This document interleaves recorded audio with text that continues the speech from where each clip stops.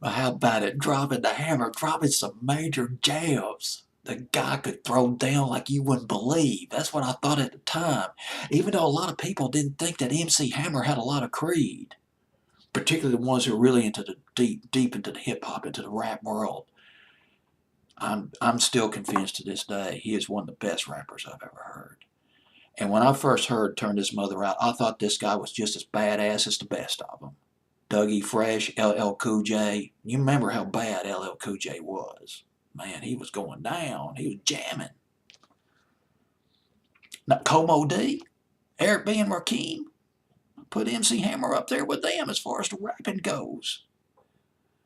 When I watched this video to You Can't Touch This, and we're not talking about just, well, a lot of people regard him more as a dancer than a rapper. He was both. He was a consummate, I might have mispronounced the word, consummate performer. When I watched the video to You Can't Touch This and the way that he danced, he was such a great dancer. As far as I was concerned, there was only two other performers who could compare to MC Hammer as far as the dancing goes. Michael Jackson, possibly Paula Abdul.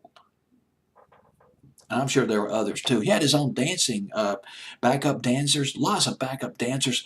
He had basically an army of dancers and backup singers. The guy just had a troupe of them at one time. That's how big the Hammer was. But now he was getting started out on his first album. His first album was called Feel My Power. It was released off his independent label. It was either called, it was called two things, I think, the Oakland Records or Busting Records. And eventually it sold 60,000 copies. And his performances were getting up attention, getting the attention of the folks at Capitol Records. Somebody from Capitol saw Hammer performing and said, this guy's got it. He's got the magic of performing, the magic of rapping. I mean, and when the cat, now get this, this is how much faith Capitol had in MC Hammer.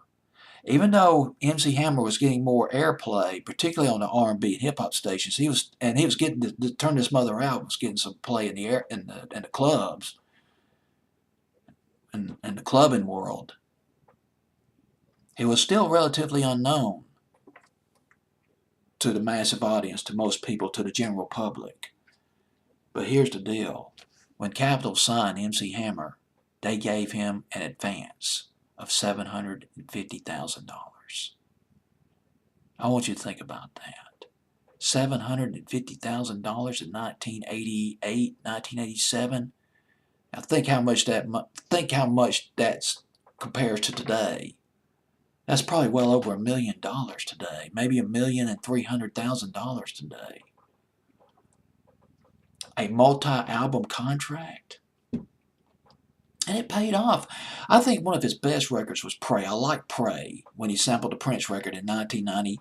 He did another one in 1994, and Dead Gummit, I can't remember the name of the record. It was among his last records. Of course, he eventually went into religion, started preaching, I think.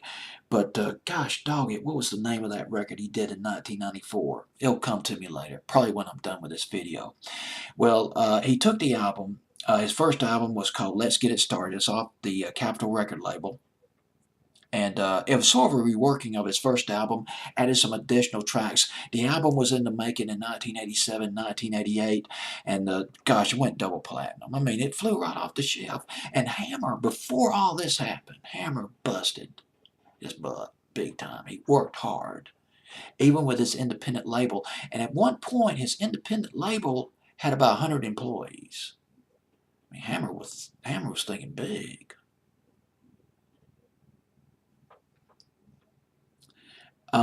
He was selling his albums out of his basement, out of the trunk of his car, to keep his independent label going before Capitol got a hold of him. Well, anyway, this album, as I already mentioned, went double platinum. Pump It Up. Another hit off that album. Let's Get It Started. Yes, let's get it started. Of course, Turn This Mother Out. I got to mention this about MC Hammer. You know, I'd still marvel at people who say, man, the Hammer's he just ain't got it, man. He ain't got the creed. He ain't got the street. He's too pop. I'm gonna tell you something. When I first heard Turn This Mother Out, there was not one pop station that would touch that record. It was considered too street. I mean, this guy was badass. I thought he was. Completely just bad. Super bad. MC Hammer. Guy could rap. You know he can rap. Dance back in the day.